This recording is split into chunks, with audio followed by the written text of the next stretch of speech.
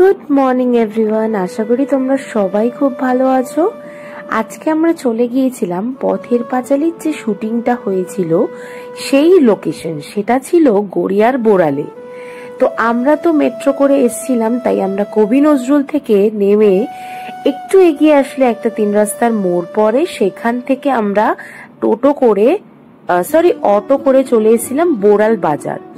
তারপর ওখান থেকে একটা রিক্সা করে চলে এসেছিলাম বকুল মাঠ।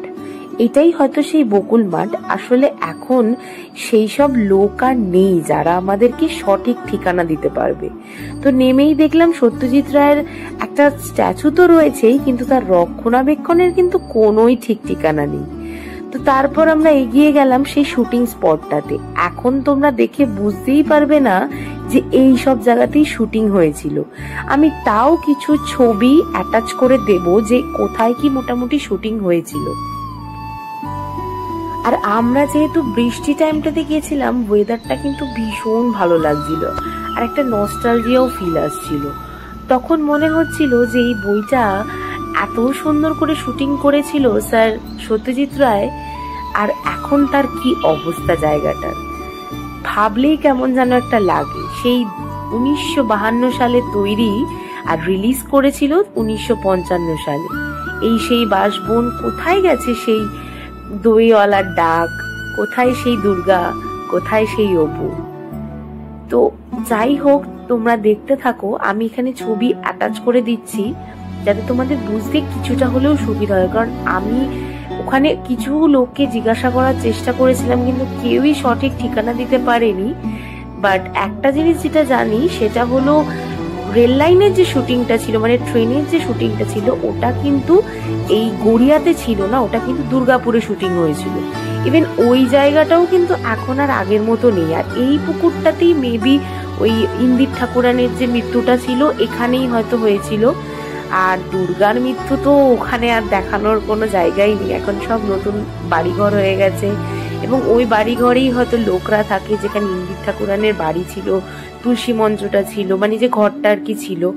তো এই আর কি, মানে এই দিকটাতেই আর কি সর্বজয়ার ঘরটা ছিল, যেটুকু আমি দেখেছি। আর এই যে বাসবনটা, এখানেই হলো সেই অপুর যে, মানে দুর্গা অপুর যে বাসবনে শুটিং, চড়ুই ভাতি করা, তো এই সব কিছুই এইখানটাতে হয়েছিল। তো মানে এখন টোটালি আলাদাই। মানে তোমরা যদি ভিডিওটা দেখার পর বইটা গিয়ে দেখো তাহলে দেখতেই পাবে, অনেকটা রিলেটও করতে পারবে। তো আমি জাস্ট ওখানটা ফিল নিচ্ছিলাম, আর তোমরাও সেই ফিলটাই নাও।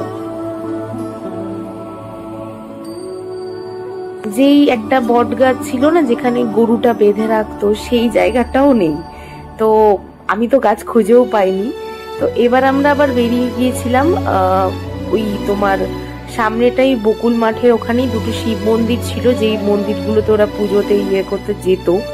তো ওই আর কি ব্যাপার। তো এই যে এখানে দেখো এই দিকটাতেই কিন্তু সেই ঘর বাড়িগুলো ছিল, এখন আর নেই। এবং এত বছরের পুরনো, রক্ষণাবেক্ষণ তো কেউ করেনি এবং আলাদাই হয়ে গেছে সমস্ত মানে ছবিটাই। আর এই সেই মন্দির দুটো যেটার কথা বলছিলাম। তো এই থিমটা আমরা গিয়েছিলাম বেশ কিছুদিন আগে, কারণ এইটা উপর বেস করে এবার আমাদের বাড়িতে যে অন্নপূর্ণা পুজো হয় সেখানে আমরা থিমেও রেখেছিলাম এই পথের পাঁচালী। তো আমরা চেষ্টা করেছি সেখানে কিছুটা তুলে ধরার।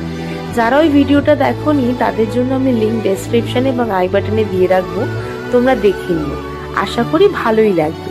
আর যদি তোমাদের ওই ভিডিওটা ভালো লেগে থাকে তাহলে কিন্তু অবশ্যই একটু লাইক কমেন্ট শেয়ার করে দিও। আর আজকের ভিডিওটা তো আমি এখানেই শেষ করছি। তোমাদের ভিডিও দেখতে হলে আমাদের কিন্তু চ্যানেলটাকে সাবস্ক্রাইব করে অল বাটনে ক্লিক করে রাখতে হবে। আজকের মতো চলি, আবার দেখা হবে অন্য কোনো ভিডিওতে। আর পারলে তোমরা গিয়ে কিন্তু দেখেও এসো। আমার বাড়ি যেহেতু গড়িয়ার খুব কাছেই, তাই আমার কিন্তু ভীষণই গর্ব হয় এই জিনিসটা নিয়ে। আর এই হলো আমাদের সেই পুজোর থিম। আশা করব তোমাদের এটাও খুব ভালো লাগবে।